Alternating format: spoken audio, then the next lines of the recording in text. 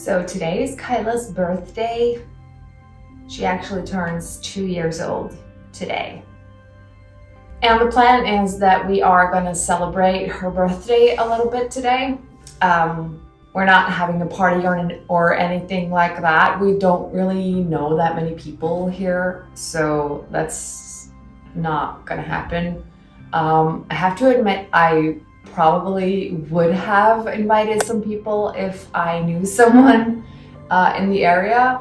Many of you guys might think that is a little bit silly, that I would almost treat her like a baby or like a child in that sense. But to me, she is my baby. She's my fur baby, but she is like a daughter to me. She's the closest thing that I will ever have to my own child.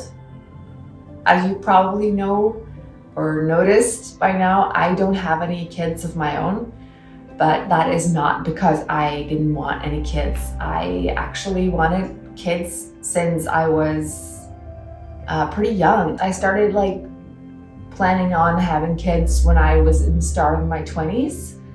And that sounds probably very early to many of you, but that was just how I felt. I wanted kids, and I knew from pretty early on that I wanted to be a young mom. And that was very important to me, to have a family, to have kids of my own. Is always something I really wanted in my life. And it was something that was very important to me and something that I personally wanted to prioritize in my life.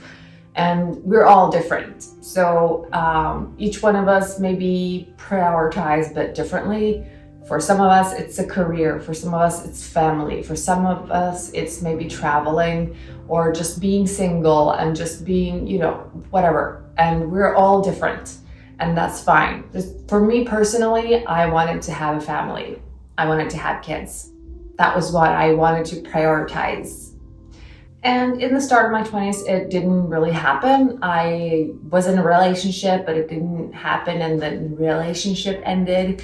And then I got in a new relationship, and I actually got married. And at the end of my 20s, I was married.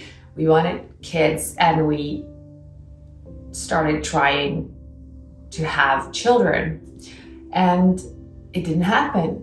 We decided to see a doctor, and it turns out that I have polycystic ovarian syndrome, and it's actually pretty common in women. It's like 15% of women have it, which is kind of outrageous because that's a lot, and yet we seem to never talk about it. And I didn't even know what it was when I got the diagnosis.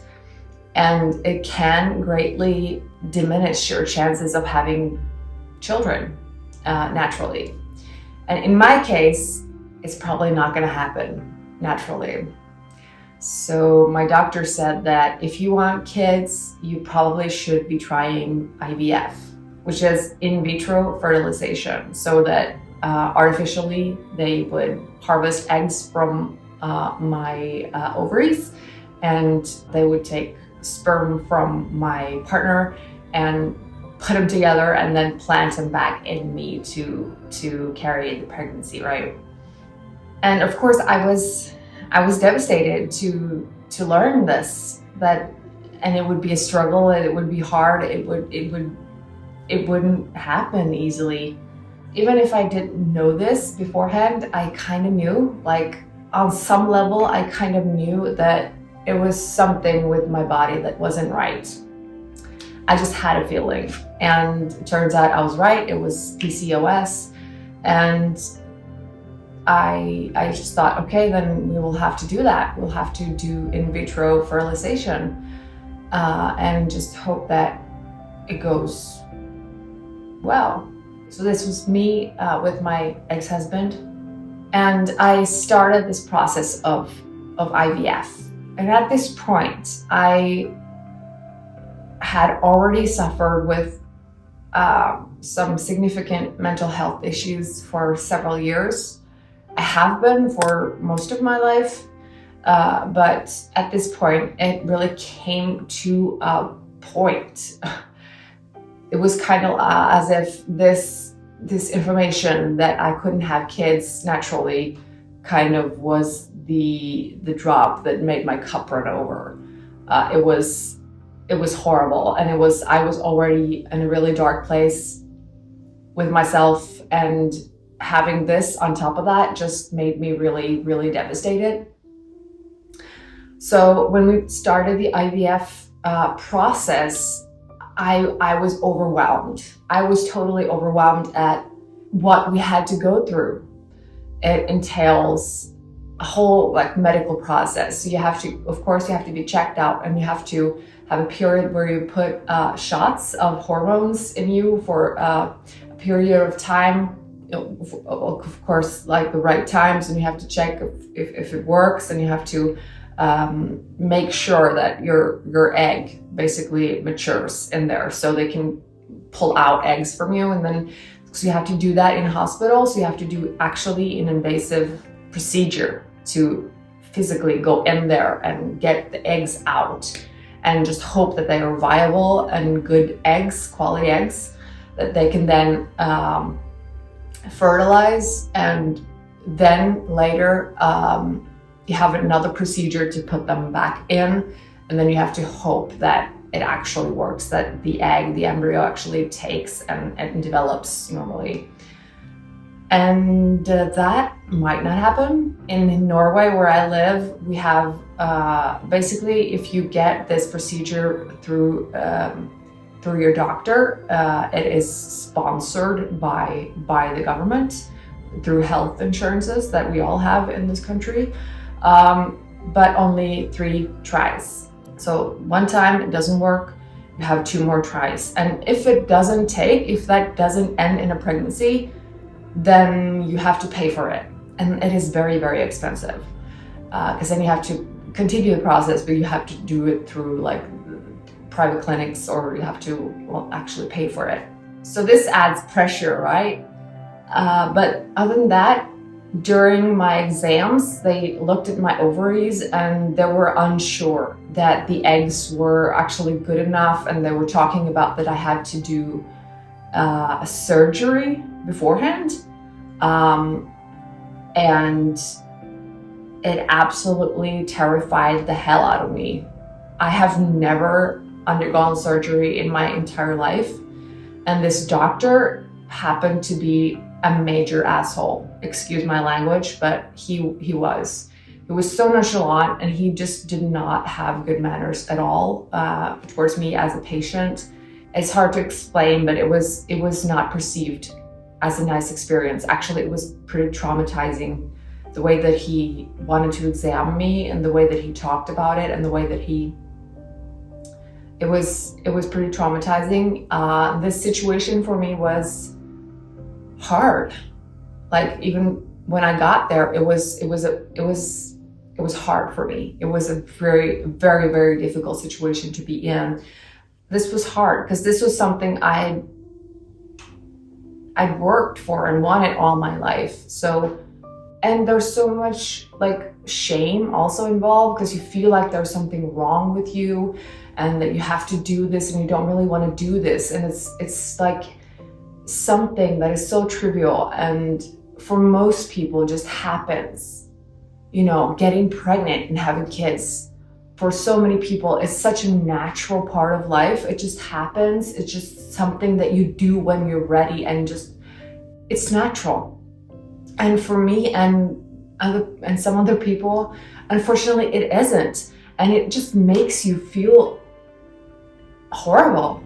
And especially when it's something you have dreamt about for so long, and it turns out that something that is so easy and natural for most people is something that your body just doesn't do. And you have to seek medical help, and you have to do these procedures and operations, and it is a horrible feeling. And to me, the pressure got to be actually too much.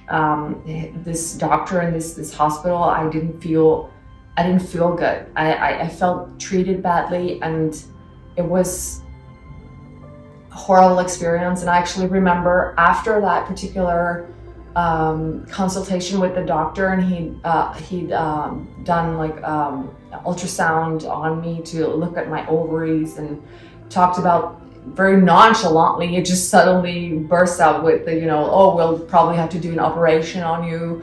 And just, I was in total shock. And after that, I remember my boyfriend, or my husband at the time, was there with me. And after we left the hospital, I actually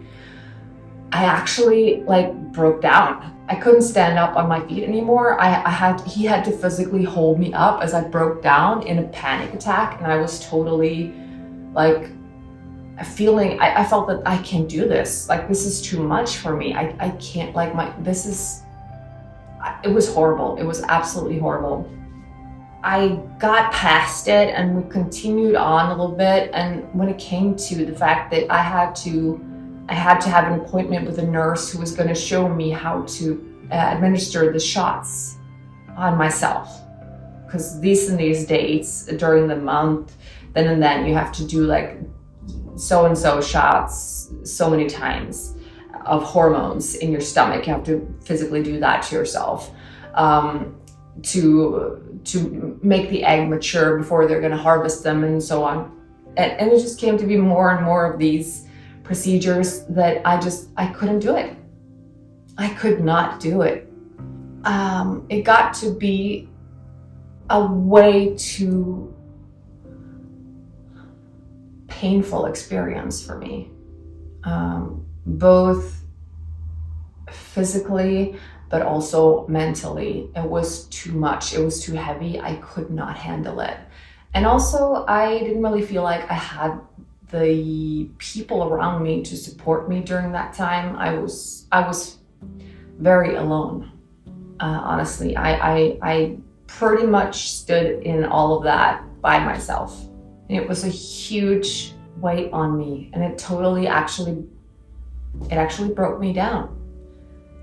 And that was at the same time as all of my other mental difficulties just crashed. My whole life, basically my whole life crashed. That was what happened. And I ended up in the hospital for having a psychological breakdown, and I wanted to die. Just everything I had struggled with my whole life just came to a point during this time, and I totally broke down. And it was the hardest, most horrible period of my entire life. And also, I think that really made things a lot worse for me. The fact that I had these other things that I struggled with, my mental health, my illnesses, that I had that to struggle with at the same time as this IVF thing came up. And IVF treatment is, for some people, pretty tough. It is really something that can be hard to go through. And you're probably wondering, because this is a few years ago and I am all better now, and you're probably wondering, why are you not doing this now? To be honest, I know this is going to sound strange to a lot of you. I'm only 33 years old, but I'm too old now. That is just my inner truth, my inner feeling is that I'm past 30, so I'm too old to have kids now. And I know that's not true for probably most other women. And I know that in this country, in Norway, it is very common to have your first child even after you've turned 30. But to me, that does not feel right.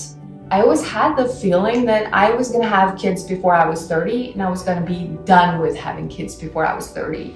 So if I didn't have any kids when I turned 30, it's not going to happen.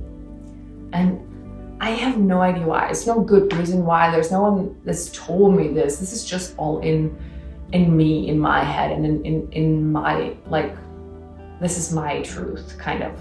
And I know that must sound very strange, and I always hear that whenever I tell someone about this. I haven't told a lot of people. It took me a good while to even speak about this out loud, because I had to deal with the grief that I was never going to have kids. And to me, that truly have been very, very hard. I'm not gonna have kids. Like, that is not gonna happen in my life. And that is still hard for me to deal with, kind of still like a sorrow, a grief that I bear with me, that my life is not gonna turn out that way. But I have come to terms with it. I have accepted it, and I am kind of, I'm shaping my life now with the thought of that, so my life has changed, and my life now is shaped around the fact that I am not gonna have kids. I am with a different man now. I am living in a completely different place. It is kind of strange because just the thought of having kids now is so foreign to me. It took a while before I could actually open up about this, because that has been a really, really hard chapter in my life. I applaud you women out there who go through IVF and go through these struggles of becoming a mom and getting pregnant, and I know how hard that can be. So I really applaud you for going through that. And I'm so happy for you out there who actually made it work. There are some people I follow on social media who has gone through this process, and it turns out they now have a kid, and it is great to see. So I'm really, really, truly glad for you guys. That said, I'm not telling you this to make you feel sorry for me or to get your pity or anything like that. My life is good. Like, I have a good life. And I have a wonderful boyfriend, and I have a wonderful bonus daughter, and I have a wonderful fur baby. And that was kind of the point. To me, she is my baby. And no, she's not gonna take care of me when I get old. She's not gonna give me grandkids. She's not gonna have a career or a family of her own in that way. So, of course, it's not the same as having kids. But to me, she is my baby. Happy birthday, little one.